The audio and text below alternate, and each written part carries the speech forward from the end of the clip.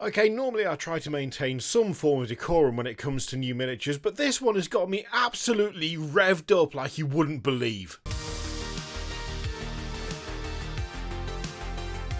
This is a delightful surprise. I'm not used to seeing just a random Age of Sigmar miniature on a Monday. Normally we get something Necromunda based. We might get something maybe Blood Bowl based, but this time round it's full AOS, and that already has me excited.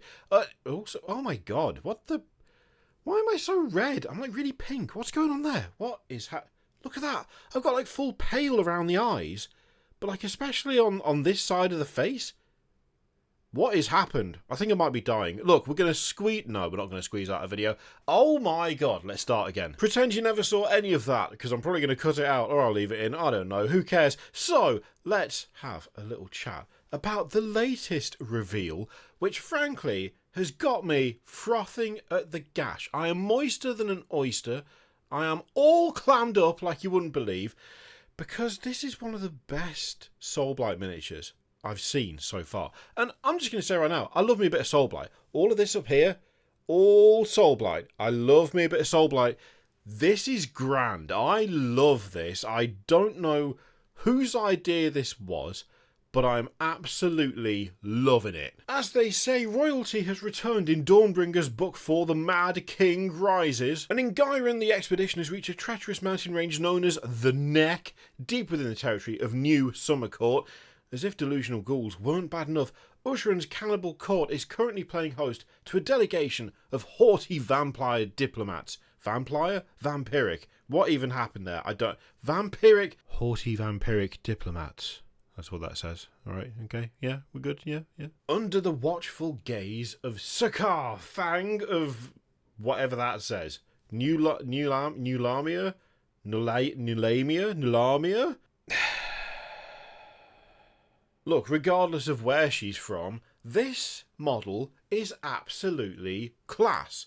What the hell is this? I love it. For a start, the creepy factor is ramped all the way up. Look at the pose, that kind of leaned back, slightly bad posture, kind of like the leg being bent rather than just standing straight. This looks like a kind of twisted creature, a shadow of what she once was. The insane helmet / headdress?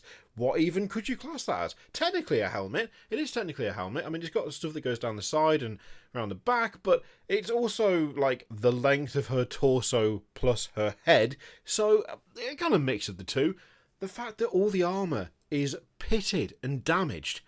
This has got such a fantastic kind of feeling of ancient, broken down, corrupted royalty. I can't get enough of this, right? This is so well done. She just projects like broken nobility. All the pitted armour, the pose, the massive headdress helmet, the fabric that is just spreading out in the wind, being blown aside by like a gust of some kind. Then we've got things like the weapon. Relatively simple, not a complex weapon. It is basically one big blade on a haft. The haft is mostly plain, but you've just got that gem at the very end of it embedded at the end. I love that. Like, there's so much cool stuff going on here. It's not complex, right? It's not a complicated model. It's not massively over detailed. There isn't loads of engraving. There isn't loads of ornamentation. There isn't loads of filigree or anything like that. What there is, however, is a feeling of like an ancient bloodline left behind. I don't know how else to describe it. Also, the snake, the big snake lad, the pet snake, the snake friend, whatever you want to call it, the danger noodle on steroids. I'm loving that. Overall, like, the snake looks more kind of capable and with it than she does, which is such a cool thing to do. Like, the minion looks more healthy than the owner. That's cool. I'm assuming as well an oval base from the look of things. I'm guessing oval base, but yeah, I don't know what it is about this. I just think they've given this such a distinct feeling, you know? We've got this like shoulders back, legs slightly turned. The armor is relatively revealing in a way. Like, I know it covers most of the legs, the torso, the arms, but it kind of leaves the thighs kind of open and the shoulders as well. but there's nothing, like, particularly seductive about the character. But it feels like once there probably was. At some point in the past, maybe in her heyday, maybe when she was mortal even, there was something incredibly, like, beautiful, seductive about this character. Now you have this twisted, dead expression. You have this leaned back pose. This kind of casual reach out to the snake that she commands. The armour, at some point, presumably was pristine and shining and drew attention to the areas that it wasn't. But now it's pitted. It's worn. She's not standing like she's in control. She's standing like she's not really able to stand anymore. I love this. I love it. So every vampire of Neferata's court is a consummate schemer, their internal unlife devoted to spreading the Mortarch's venomous influence, but Sekhar's talent for intrigue outstrips even that of her rivals. Nice. As chief diplomat for the Queen of Blood, she bends friends and foes alike to Neferata's will with powerful hypnotism, spell-laden speech, and subtle subliminal gestures. I mean, yeah, I don't know if you can really call yourself a diplomat necessarily if you are just outright hypnotizing or charming people. Like, I wouldn't call myself a diplomat if, as a bard in D&D, I was just casting Charm Person on every third person I met. But you know what?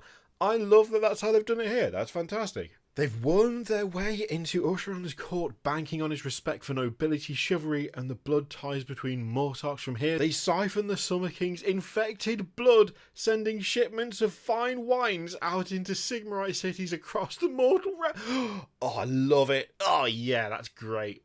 Sekhar has kept these wheels turning with syrupy speech and careful diversions, but the arrival of the twin-tailed crusade now threatens to throw her meticulous schemes off balance. I love that. What the hell? What a great little bit of lore there. What a bit of story. Oh, yeah. We've got some alternate angles, which I'm really happy about. Yeah, I mean, that armour, it really speaks to something so much more graceful than she is being in this pose. I really like that. I was right on the oval base. 1-0! As if anyone cares about that in any way. Why even bother? I really do like how simple that weapon is. That's really cool. The snake is so much bigger than I initially thought. Like, it's... he's like curled round and then round again, like in a figure of 8, almost like an infinity symbol, which I'm assuming is probably intentional, given that it's a whole eternal unlife thing. Yeah, that is fantastic. I love that. Like, I already like the cloth. Seeing that top-down view, where you've got all of that cloth, like, rippling off to one side past the head and the neck of the snake. Do snakes even have necks? What do you cut? Like, this is the neck, right? There's not much of one on me, personally, but, you know, you got the neck. Where's this? Does a snake have a neck? That's what I'm asking. Does a snake have a neck? Okay, cool. They do have necks. Necks, bodies, and tails. All right, fine. So, yeah, the cloak's going past the snake's neck. Brilliant. We didn't really need to know that, did we? Who cares? Like all vampires, Sekhar is swift, deadly, and commands deathly magic with ease, skills that are supplemented by her terrifying serpentine familiar, Oberoth, which, let's face it, is just a slight twist on Ouroboros, I'm assuming. I'm just guessing. Just throwing it out there. Known amongst the underworlds as the Times... Yeah, okay, so exactly what I just said. Sekhar infiltrated and slowly undermined his priesthood until Nagash could destroy his scaled rival. A lowly avatar was all that remained, which God of Undeath bequeathed to Sekhar as a gift for her service. Which God of... The God of Undeath? I'm assuming there's a missing word there. And so she could use her talents to keep Oberoth placated. Okay, cool. I mean, that's a fun little addition there. The Time Swallower's Maw sounds fantastic. Love the sound of that. Don't really care what it does, but it sounds great. Now, this I'm not sure about. The first place Sekhar will be available is in the Fangs of the Blood Queen box, which contains Sekhar, 3 Fellbats, and 10 Direwolves. Now, it does say that rules for this character will be available as a free download, and that she will be in Dawnbringer's Book 4, alongside an Army of Renown. Now, if this is what the Army of Renown is, if it's her, 10 Direwolves and 3 Fellbats, okay, I can kind of see that. I would prefer it if she was available separately, straight off the bat, but they're not going to do that. But if that's what her Army of Renown is, then I can kind of let it go. I'm assuming that's the case. If it's not, then this is garbage. Like, if it's a case of her army of renown is this plus a bunch of other stuff, then that's obviously trash, and it's just a case of throwing her in with 2 other kits as a kind of, well, you've got to pay the tax to get the new character. If this is her army of renown, okay, fine. It's still not what I want, but I have slightly, alright, just slightly more tolerance for it, but only a little bit, only a tiny bit, right? Regardless of how she's released, though, the model itself, I absolutely love. I think this is fantastic. It's a great sculpt. It's a great model. It looks great. There's so many little bits of storytelling going on. I just love it. It's fantastic. So good. So there you go. That's Sekhar. Fang of Nulahmia, probably. Probably not. That's probably not how it's pronounced. Either way, she's great. I love her. And the rest of it is all mispronunciation, which you're used to by now, because that's half of what this channel is. Thank you very much for watching. Let me know what you think of her in the comments down below. In the meantime, feel free to click all the stuff, all of it, literally everything, every single thing, all the stuff in the recommended videos down the side, all the other stuff, just click whatever you like, it's fine. Thank you very much for watching. I'll see you for the next one.